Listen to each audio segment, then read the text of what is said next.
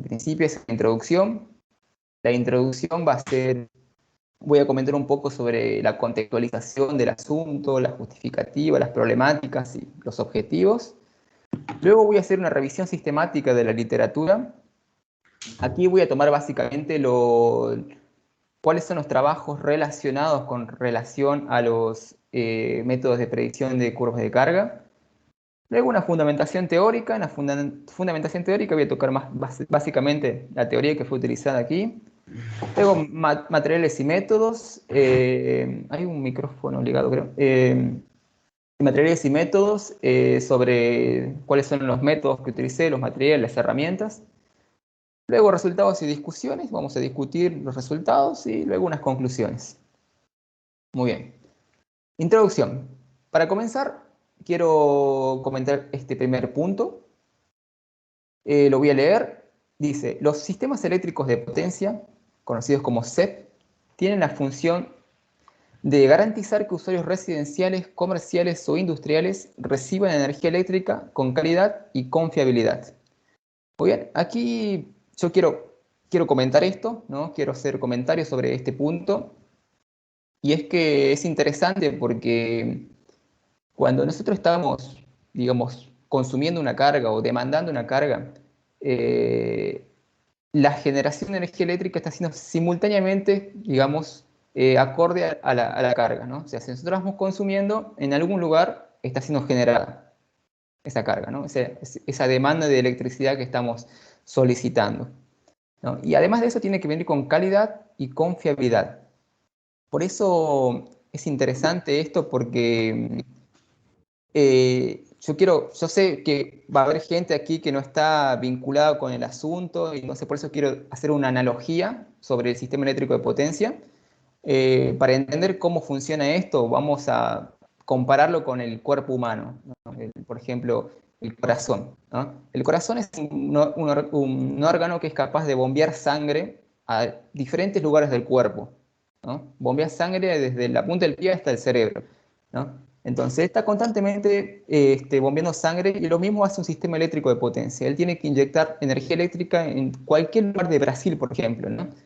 Y, y para tener eso es importante que siempre tenga una calidad y una confiabilidad. Y me refiero a confiabilidad cuando nosotros, por ejemplo, estamos ahora, no sé, 8:34 de la mañana, ¿no? Consumiendo 30 kilowatts de energía eléctrica, no sé. Y de aquí a 20 minutos queremos consumir 300 kilowatts. El sistema tiene que ser capaz de ofrecernos 300 kilowatts, ¿no? Sin importar. Entonces tiene que estar preparado para ofrecernos esa cantidad de potencia que estamos solicitando. Y siempre con una calidad. Con una calidad significa que tiene que estar siempre continuamente, no pueden haber cortes de electricidad, no es importante eso. Entonces es un sistema complejo que tiene que funcionar las 24 horas del día, ¿no? Y por eso, las empresas de distribución de energía eléctrica o empresas de transmisión, por ejemplo, también, ¿por qué no? Es importante para ellas la predicción de la curva de carga de los consumidores. ¿Okay? Ahora, ¿por qué es importante predecir la curva de carga de los consumidores? Porque eso permite que una empresa planifique, ¿bien? El día a día, digamos, ¿no? ¿Cuánto de energía voy a necesitar de aquí a un cierto tiempo? Permite detectar picos de demandas máximas, picos de demanda mínimas, en qué horario del día voy a tener una mayor cantidad de carga, una menor cantidad de carga. Por eso es importante hacer la predicción de carga de consumidores, ¿okay? Además de administrar más eficiente el flujo de energía, ¿ok? Entonces, ahora, para hacer la predicción de carga, hay un micrófono ligado, disculpe, no sé si... eh, es importante mencionar que para hacer una predicción se puede hacer en diferentes tiempos. O sea, yo quiero predecir de aquí a, no sé, 10 minutos, una hora, una semana, un año, depende a cuánto tiempo yo quiero saber. Por eso, la predicción de carga puede ser analizada en diferentes horizontes de predicción, ¿no? Como ya mencioné, de aquí a cuánto tiempo yo quiero predecir. En esta esta figura aquí, o en este esquema, muestro básicamente que los horizontes de predicción pueden ser divididos en 4 bloques. Puede ser cortísimo plazo, ultra short term, corto plazo, mediano plazo y largo plazo. Y comentando que esto de aquí no es una regla general que diga que cortísimo plazo es un determinado tiempo, corto plazo es otro determinado tiempo, no hay una regla. O sea, como se dice, no hay un consenso literario. Va a quedar a base del pesquisador, del investigador, qué tiempos o qué rangos de tiempo va a tomar para predecir. Comúnmente, en la literatura, esto se toma, por ejemplo, entre cortísimo plazo y corto plazo, tiempos de predicción menores que 24 horas.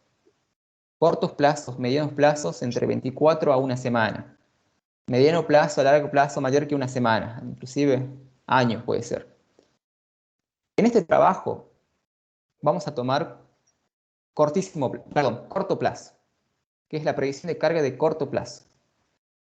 En la literatura, para patronizar, eso es denominado como STLF, ¿no? Que viene del término en inglés Short Term Loss Forecasting, en inglés salvaje ahí. Bien, entonces, esta es la contextualización del problema, de la justificativa de por qué hacer este trabajo. Bien, y el objetivo principal de este trabajo va a ser aplicar técnicas de aprendizaje de máquina, ¿no? Para realizar la predicción de curva de carga en corto plazo. En este caso, 30 minutos. ¿Okay? Ese va a ser nuestra predicción de carga. No sé, ¿qué hace? Es un video que está haciendo él. Hay ¿Se lo puede ver? un micrófono, perdón. Si alguien está con el micrófono activado, se lo puede desactivar, por favor. Bien. A partir de esto aquí va a ser a partir de una única base de datos con histórico de cargas y variables meteorológicas. ¿Ok? Bien, este es mi objetivo principal. Ahora, el objetivo específico, los objetivos específicos en este caso, va a ser son 3 puntos. Realizar la revisión literaria sobre las STLF, o sea, sobre la predicción de cargas. Escoger los algoritmos de aprendizaje de máquina. Y también hacer una selección y experimentación de los métodos de aprendizaje de máquina aplicados en la predicción de carga. Y luego finalmente es hacer un análisis comparativo de los resultados de acuracia, ¿no? De desempeño de las mediciones, de la predicción de los modelos en la predicción de carga. ¿Bien? Son los objetivos que se va a cumplir en este trabajo. Muy bien. Como ya mencioné, este capítulo 2, lo que se hizo fue hacer una revisión literaria, ¿no? De los trabajos ya realizados sobre la predicción de carga. Y existe una cantidad significativa de pesquisas ya en los últimos años que fueron desenvolvidas sobre este tema. Muy bien. Y que esto está representado en la tabla 1, algunos de los estudios más, digamos, principales, que como así mencionar, por ejemplo, la referencia 24, el primer hace un horizonte de predicción de un día, quiere saber de aquí a un día, utiliza métodos de predicción ARIMA, que es un método estadístico clásico, RNA, que son redes neuronales, SANFIS, que es un método de lógica fuzzy, ¿no? Toma variables de entradas para hacer la predicción como horas, día, carga. Muy bien. Otros estudios toman horizontes de predicciones más cortos, ¿no? De 1 hora, 30 minutos, ¿no? Utilizan otros métodos como memoria de corto plazo, o sea, las LSTM, máquinas de soportes vectoriales, con diferentes variables de entrada. Muy bien. Cada uno va a decir cuáles variables de entrada va a escoger para realizar la predicción. Bueno, ¿qué es lo que rescatamos de esta revisión literaria? Que hay algo en común. Durante todos esos estudios, digamos, hay algo que sobresale siempre en cuanto a los métodos de predicción. Y esos se ve que los métodos MLP y LSTM son los métodos más utilizados en la literatura para hacer predicción de cargas. MLP, que significa Multicamada Perceptron, que es una red neuronal en todo caso, los LSTM también son otros métodos de aprendizaje de máquina. Por lo tanto, en este trabajo fue utilizado estos dos métodos para realizar la comparación de los resultados y, en este caso, el desenvolvimiento de este trabajo. Muy bien. Y como ya mencioné al comienzo también, aquí en la fundamentación teórica, voy a mostrar aquí el sistema eléctrico de potencia, que este es un diagrama unifilar, de una representación en todo caso para mostrar las divisiones de cómo se ve un sistema eléctrico de potencia, que en este caso se muestra que es direccional, pero es bidireccional. Pero vemos que todo parte de la generación, aquí en el lado izquierdo, la generación, voy a colocar una pluma aquí, ¿no? Es la generación. Por ejemplo, Itaipú, ¿no? Itaipú genera electricidad, esa electricidad es transmitida por líneas, digamos, de alta tensión, ¿no? Que son la parte de transmisión. Luego, esa alta tensión es, digamos, bajada por una subestación, una línea de subtransmisión, y luego es distribuida en diferentes rangos de tensión, ¿no? Para sistemas de distribución primaria y distribución secundaria. ¿Bien? Y eso lo vamos a ver mejor en el siguiente gráfico, en la figura 2. ¿Okay? ¿Qué es lo que quiero mostrar con esta figura 2? Aquí en esta figura 2 lo que estamos viendo son niveles de tensión, ¿okay? Y perfiles típicos de consumo, ¿sí? Por ejemplo, tenemos esto es como un flujo energético, ¿no? Tenemos la barra aquí de 34.5 kV que viene en 22.83 megawatts de potencia, y esa potencia es enviada para un consumidor, por ejemplo, un consumidor industrial, por ejemplo, que va a consumir determinada carga. Luego otra potencia va hasta un barramiento o hasta una barra de 13.8 kilowatts, que son otros consumidores que van a, digamos, prescindir de esa demanda de energía eléctrica, y luego a las bajas tensiones, que son los usos residenciales que tienen otro tipo de consumo. O sea, ¿qué es lo que intento mostrar con esto? Es que cada consumidor va a tener una curva de demanda diferente. O sea, cada caso es un caso. ¿Bien? Pero también hay algo interesante aquí. Es que la demanda depende mucho, en realidad depende de la localización geográfica, depende de la temperatura, depende del día, ¿no? Depende, digamos, de, de factores, por ejemplo, socioeconómicos, políticos. O sea, hay muchos factores que hacen que esa curva de carga pueda variar. Por eso le digo que cada caso es un caso. No es lo mismo una curva de carga aquí en Brasil que allá en Francia, por ejemplo, que allá en Europa, ¿no? Entonces, por eso es que cada lugar tiene un perfil de consumo.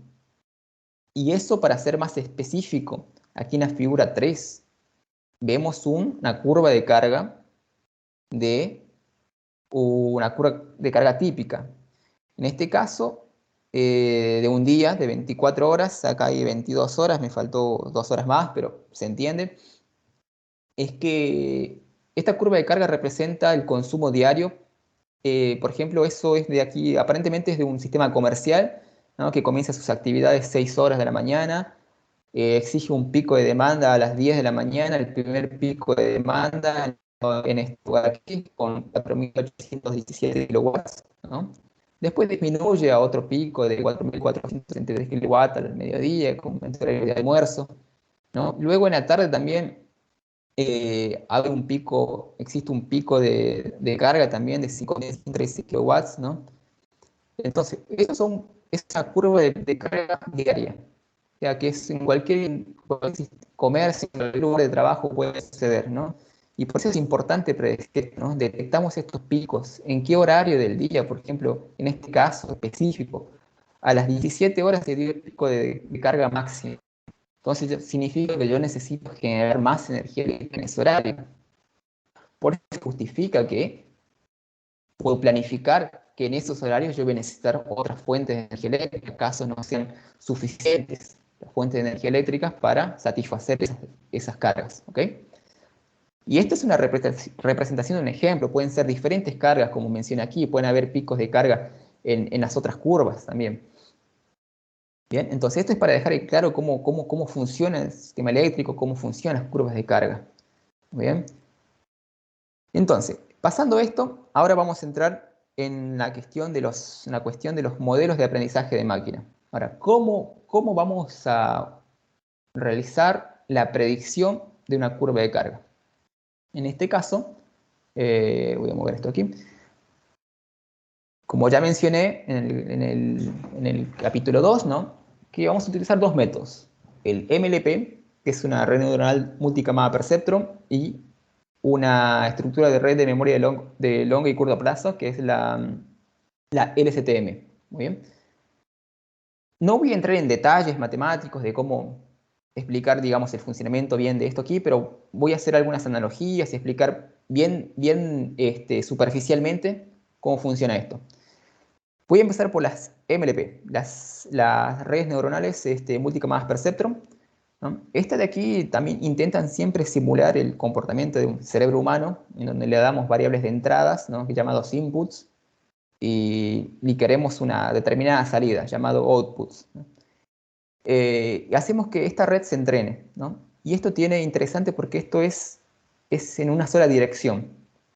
Es una sola dirección, y dentro de estas camadas ocultas sucede, digamos, una magia matemática aquí, que hay una determinación de pesos, ¿no? Hace un balance de pesos para conseguir aprender y hacer sinapsis, como se dice en el cerebro humano, ¿no?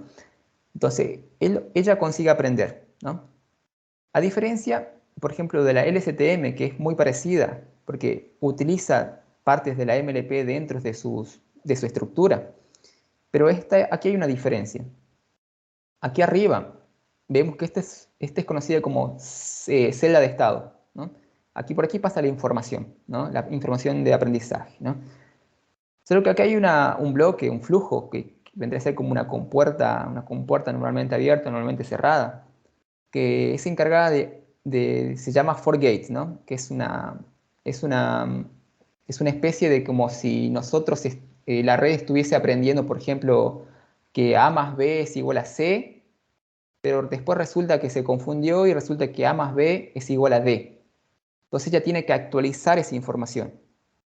Y ella va a buscar en su memoria dónde estaba el A más B igual a C y lo va a eliminar. Por eso se llama forget state. Él olvida eso es lo que aprendió. Y actualiza esa información con esta otra célula, ¿no? Que es el update gates, ¿no? Que es como una actualización de su aprendizaje. Ahora A más B es igual a D, no es más A más B igual a C. ¿Okay? Y luego realiza el aprendizaje por medio de funciones de activación, ¿no? Así que funciona una red LSTM, digamos, en una manera bien así superficial, ¿eh? Y aquí quiero hacer un punto interesante.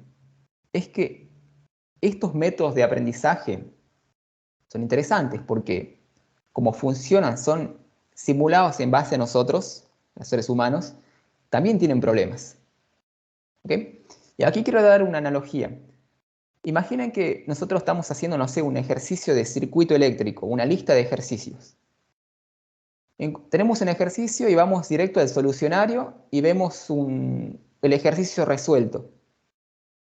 Ese ejercicio vamos y lo memorizamos, ¿no? Ahora, lo memorizamos y sabemos cómo resolverlo, porque vimos un solucionario, aplicamos un método y lo memorizamos. Vamos a la prueba, ahora. Y resulta que el profesor nos cambió todo el ejercicio, es el mismo, pero nos cambió las palabras. ¿Ok? Pero ahora ya no sabemos cómo resolverlo, porque nosotros lo memorizamos. ¿Ok? No entendemos, no entendemos. Aquí sucede lo mismo. Con las redes, los métodos de aprendizaje de máquinas sucede lo mismo. Las redes pueden aprender algo, como así de memoria, pero le damos otros datos que no conocen y no saben resolverlo. Eso es conocido como overfitting, ¿no? O sobreajuste. A veces que son entrenadas con algunos datos que cuando le das datos nuevos ellas no consiguen replicar lo que aprendieron. ¿Bien? Y eso lo vamos a solucionar con un método de validación cruzada, que lo voy a explicar de aquí adelante. ¿Muy bien? Solamente mencionar que existen esos problemas también. Por lo tanto, ahora pasando a materiales y métodos, voy a mencionar aquí las herramientas y tecnologías que fueron utilizadas para el desenvolvimiento de este trabajo. En este caso, fue utilizado todo herramientas open source, o sea, de software abierto. En este caso se utilizó lenguaje de programación Python. bibliotecas como Skylern, Keras, que son bibliotecas específicas para hacer modelos de aprendizaje de máquina, o sea, Machine Learning, por ejemplo. NumPy, que es una biblioteca utilizada para hacer cálculos matemáticos, y Pandas, que es una biblioteca específica para tratar base de datos, ¿no? Para organizar datos brutos, ¿no? Y eso fue programado, perdón, en el Google Collaborative, que es un ambiente de desenvolvimiento de Google llamado Colab, ¿no? Esa es la idea de programación. Muy bien. Y otra cosa aquí son las bases de datos. Y aquí también quiero hacer nuevamente un paréntesis, que durante este trabajo, la idea principal era utilizar una base de datos de Brasil. ¿Por qué? Para entender la dinámica de consumo de Brasil, ¿no? O sea, o por lo menos de aquí de Foz, por ejemplo. Porque como ya mencioné, cada caso es un caso. Cada lugar tiene un perfil de consumo. Entonces, para mí era más interesante hacer aquí en Brasil. Infelizmente no conseguí una base de datos pública con la cantidad de registros que yo consideré necesario para realizar un trabajo confiable, que son 3 años de mediciones. No existe, por lo menos en mi revisión. Y los que existen son privados y no son divulgados. Entonces mi idea era trabajar con bases de datos públicas, ¿no? Y con horizontes de predicciones cortos, ¿no? Por esa razón utilicé una base de datos extranjera, que es una de Francia, que es una empresa de transmisión y distribución de energía eléctrica, que ella disponibiliza una base de datos pública, y utilicé esa para realizar las experimentaciones. En este caso, esta base de datos ofrecía como variables de entrada, o sea, como variables, digamos, de mediciones, la temperatura media del aire, el mes, el día, la hora y la carga. Para una predicción, perdón, de 30 minutos, ¿okay? Un horizonte de predicción de 30 minutos. Y aquí, en esta tabla 2, lo que muestro es cómo fue dividido los datos de esa base de datos para hacer las experimentaciones. Se utilizó 2 años para entrenamiento, 1 año para teste y 1 año para validación. Y aquí en la tabla 3 coloqué aquí errata porque en mi TCC hay un error y aquí lo corregí. Aquí en el TCC había colocado 2 años de test y en realidad son 2 años de entrenamiento y 1 de test.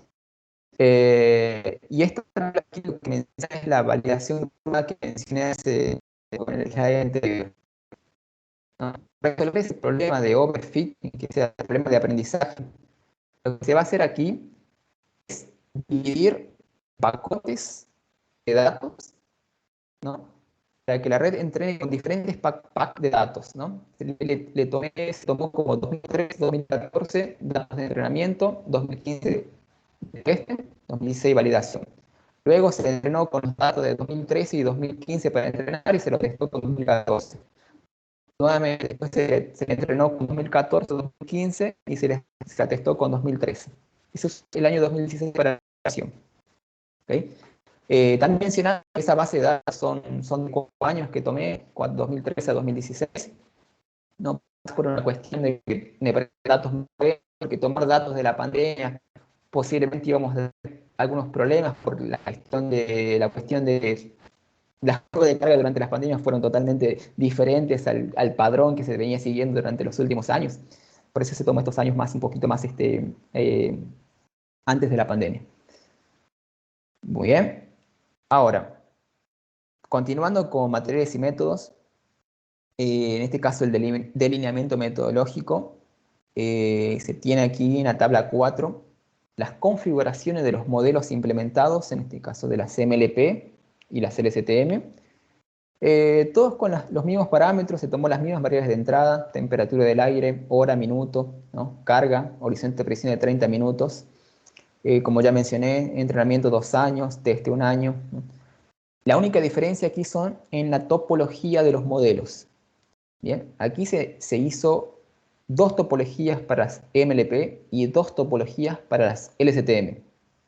Aquí en las MLP, aquí voy a ver si coloco una pluma aquí, ¿sí? Que es esto que está aquí, bien, se tomó una configuración, una topología de 4 variables de entrada, que son estas 4 de aquí, dos camadas ocultas de 30 neuronios y 30 neuronios, y otra camada oculta de 60 neuronios, ¿no? Las STM, normalmente de entrada, con dos celdas, 228 nodos y 64 nodos, y otras células de 50 nodos para las LSTM. O sea, un total de 4 modelos inventados, ¿okay? Y los titulé como MLP1, MLP2, LST1, LSTM1 y LSTM2. Y la metodología que fue implementada básicamente fue, que está representada aquí en este diagrama, esta secuencia de la derecha, que se realizó primero un preprocesamiento de los datos, en este caso hacer una limpieza de los datos, dejarlo más organizado, que eso se llama preprocesamiento, ¿no? Sacar los datos nulos, los datos ceros, ¿no? Para después normalizar los datos, que aquí normalizar los datos. Aquí normalizar los datos lo que se hace es que todos estos datos aquí de entradas y de salidas se los colocan en valores de 0 a 1. Eso es porque las bibliotecas que ya mencioné, como Keras o Sklearn, es más eficiente para ellos utilizar datos de 0 a 1, ¿no? Que eso sea normalización de los datos. Después se separan los datos de entrenamiento y test, ¿no? En este caso los pacotes de entrenamiento que ya mencioné de la validación cruzada, y se entrenan los modelos MLP y LSTM. Estos modelos que están aquí, que mencioné, estos 4 modelos se los entrena, y se hace la predicción utilizando los datos de test. ¿Bien? Luego se hace la validación y los resultados. Básicamente, ese fue lo que se hizo durante el desenvolvimiento experimental de este trabajo. Y finalmente se hace la comparación de las acuracias o de las métricas de desempeños de los dos modelos. Y algo que no mencioné aquí también, es interesante, es el modelo de persistencia, porque aquí lo comparamos a estos 4 modelos con un quinto modelo, el modelo de persistencia. Bien, este modelo de persistencia, ¿qué es lo que significa? Es un modelo simple, tomando nuevamente una analogía. No sé si todo el mundo sabe aquí lo que es por ejemplo, voy a llevar a máquinas térmicas, el ciclo de Carnot. Cuando estudiamos máquinas térmicas, el ciclo de Carnot es un ciclo ideal, donde es la máxima eficiencia que podemos conseguir de un proceso termodinámico. ¿Bien? Es la máxima, no podemos superar eso. El modelo de persistencia funciona igual, pero al contrario. Es el peor resultado que podemos obtener. O sea, si obtenemos un resultado abajo de eso, entonces nuestros modelos están descartados. Entonces lo ideal sería tomar el persistencia como una referencia. ¿Bien? Entonces por eso nos sirve el persistencia, es un modelo de series temporales que nos va a permitir comparar estos 4 modelos en base de ese modelo. ¿Okay? Es un modelo de referencia. Y para eso, ¿cómo lo vamos a comparar? O sea, tenemos que cuantificar esto, tenemos que medir, hacer mediciones. Y para medir vamos a utilizar 3 métricas de errores, ¿no? Que son el coeficiente de determinación, ¿no? El RMS y el MAE, ¿no? El coeficiente de determinación nos sirve básicamente para determinar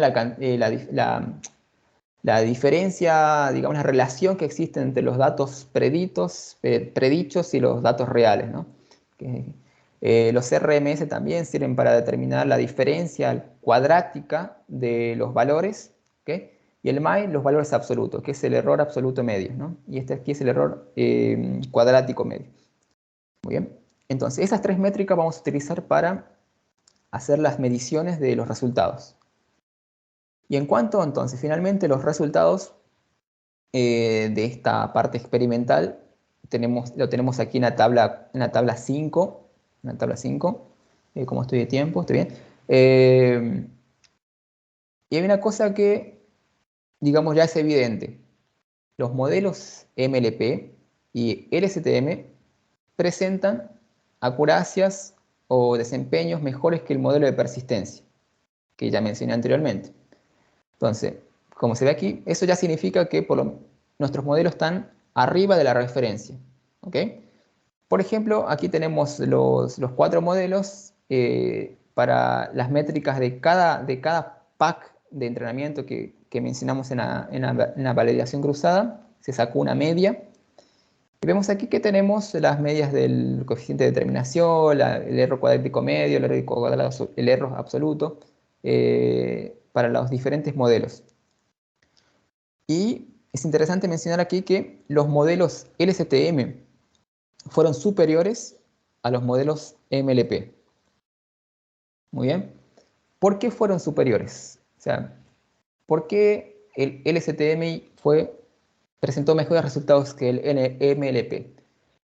Eso es porque justamente el LSTM se desenvuelve mejor con series temporales en relación al MLP, ¿no?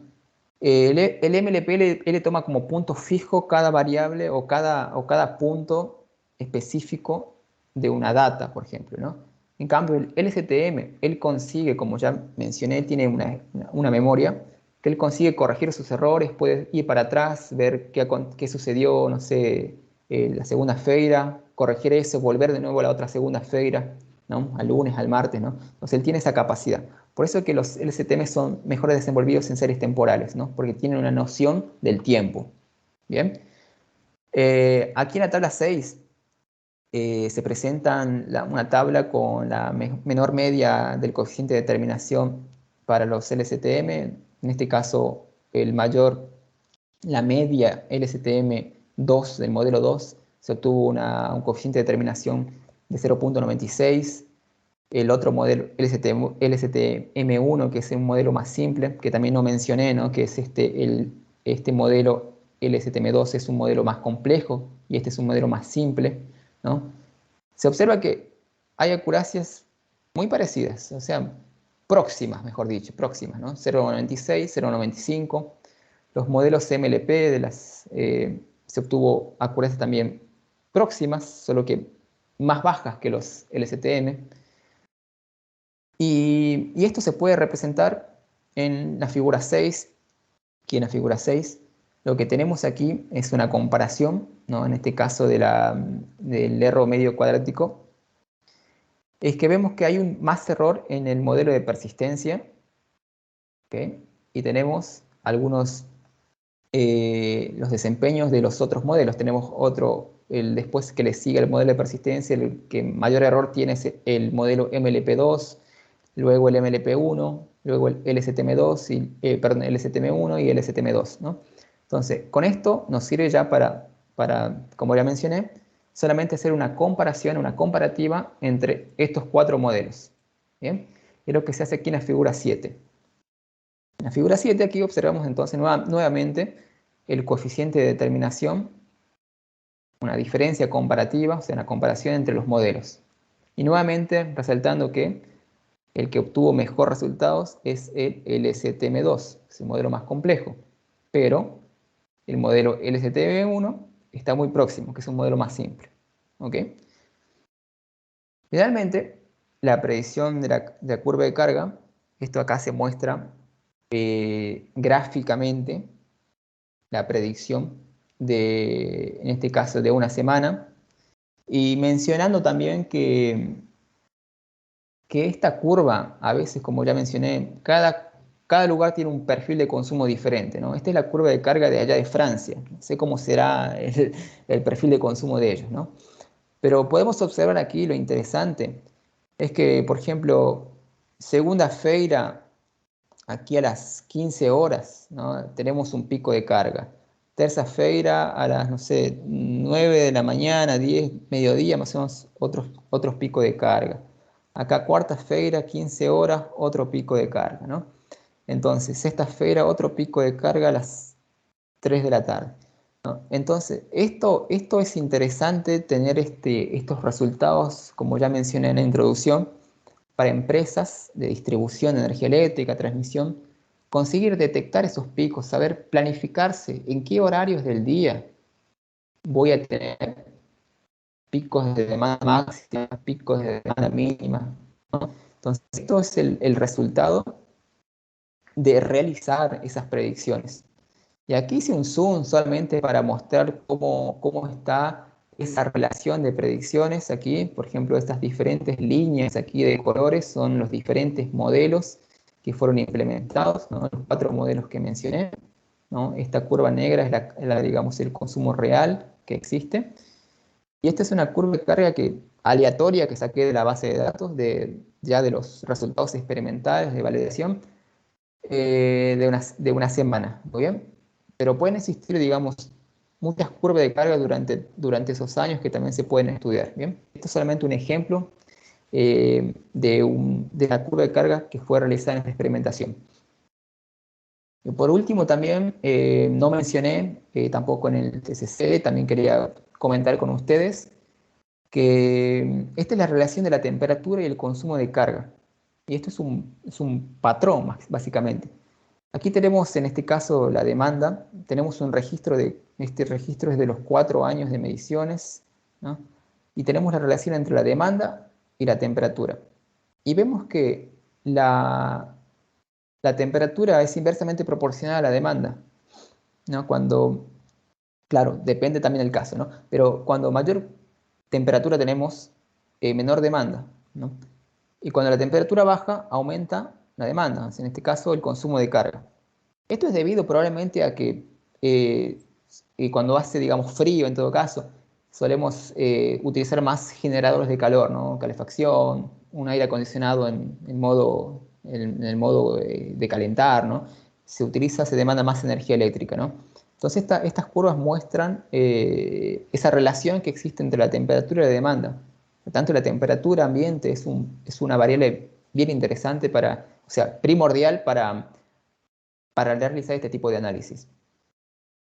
Por último, las conclusiones, lo que podemos mencionar aquí es que los modelos, como ya mencioné, LSTM presentan mejores resultados que los modelos MLP, ¿no? Esto de aquí ya, digamos, es un aporte aquí que se tiene sobre este estudio, ¿no? Ya se concluye que los modelos LSTM se presentan mejores desempeños.